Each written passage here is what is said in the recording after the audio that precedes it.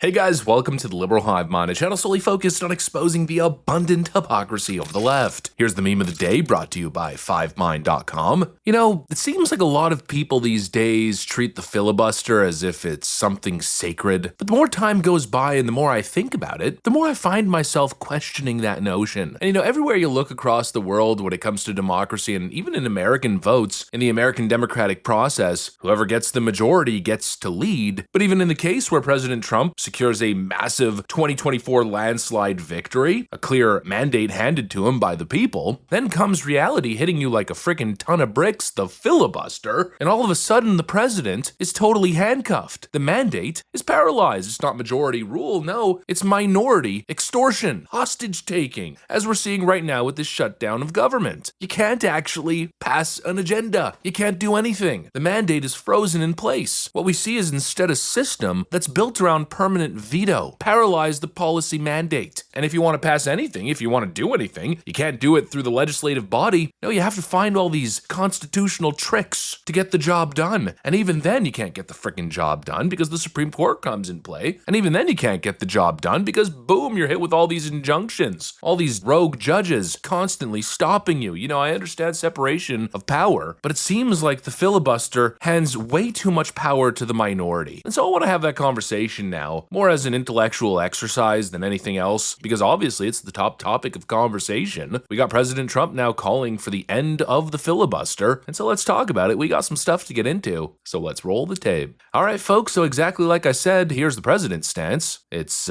quite clear, as you'd expect from President Trump. It's time for Republicans to do what they have to do, and that's terminate the filibuster. It's the only way you can do it.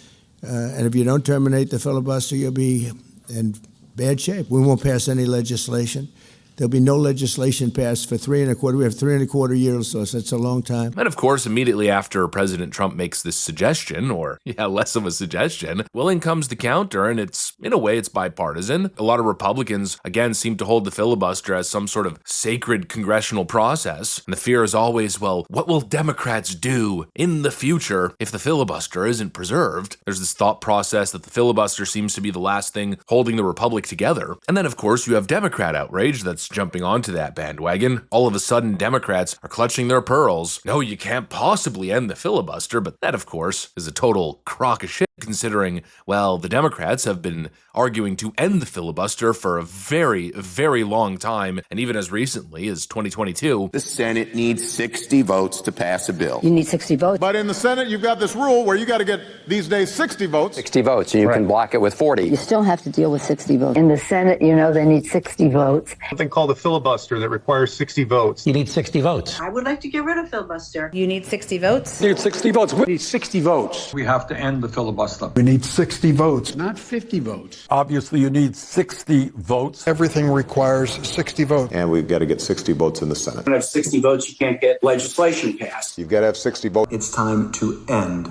the filibuster. Do you support changing or eliminating the filibuster in order to do so? Oh, absolutely. We need 60 votes in the Senate. You need 60 votes. You still need 60 votes over in the Senate. If you couldn't get 60 votes, you couldn't get something moving. And of course, the Senate requires 60 votes. It's a supermajority. You need 60 votes. You've got to get essentially 60 votes in order to get anything through the Senate. A minority of senators are allowed to block progress for the majority of the American people, and that's something that has to change. So spare me the pearl clutching, of course. The Democrats have been the biggest proponents of ending the filibuster so they could ram through their agenda. Oh, and also remember, they were pretty close to doing it had Kristen Sinema and Joe Manchin not stopped them, but now, guess what? They've been ousted from the party, essentially. And so inevitably, I think they're going to do it. And if they do it, well, you know exactly what's on the agenda, right? It's legislation at levels you've never seen before, and it'll be impossible to beat us. By the way, if they do, they're going to do it anyway, and they are going to immediately do the filibuster. And when they do the filibuster, they're going to pack the court. They want at least five justices. Now I hear it's up to 5. I actually heard up to 7 and up to 9, okay? They want new judges. They want to pack the court, and they will do it in the first day, maybe the week. Maybe they'll slow it down because there's no reason to rush. But they'll do it first week. They'll vote on this. And I have friends over there that are Democrats, I'm close to a lot of people. And I asked them about that because some people say, well, maybe they won't do that. I mean, they destroyed the career of Manchin and Sinema, and they got them out. They were the only objectors. Nobody else is going to object. They're going to do it the first day. They're going to pack the court. They're going to make D.C. a state, and they're going to make Puerto Rico a state. So now they pick up 2 states. They pick up 4 senators, okay? You think you have problems? They're going to do all of the things. They're going to pick up electoral votes. It's going to be a very, very bad situation. And it's done. It's done. As soon as they attain power. Now, if we do what I'm saying, they'll most likely never attain power because we will have passed every single thing that you can imagine that it's good and all good for the country. And there'll be no reason to. If we don't do that, people will say they're not doing much and they're in power. So the good news is we did the great, big, beautiful bill. And it's the greatest thing we could have done. They're going to rig the system in their favor. So I guess the argument from President Trump is, well, why not beat them to it? Imagine what could be done with a simple majority. Here's some of the things that we'd pass if we terminated the filibuster. Voter ID, no mail-in voting, no cash bail, no men and women's sports, no welfare for illegals. You could go on and on. This is 2 pages of things we'd do if you did that. Without it, I don't know that you passed anything because you can't deal with them. They're really irrational. They really are. But I was happy to see that a tremendous liability to this country, a woman that made herself rich in this country, Nancy Pelosi, has quit.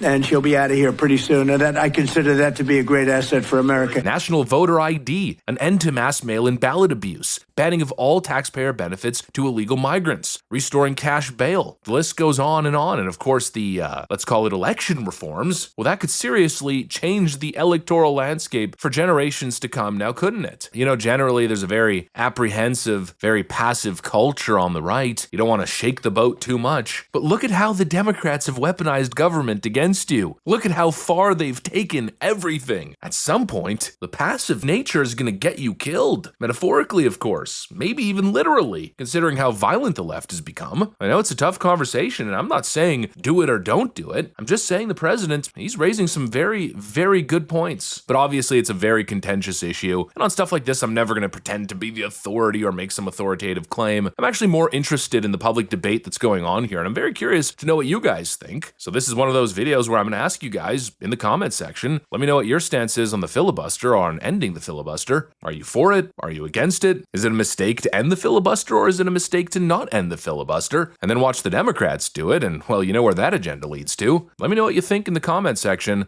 That's what I got for you guys. Thanks for watching and I'll see you on the next one.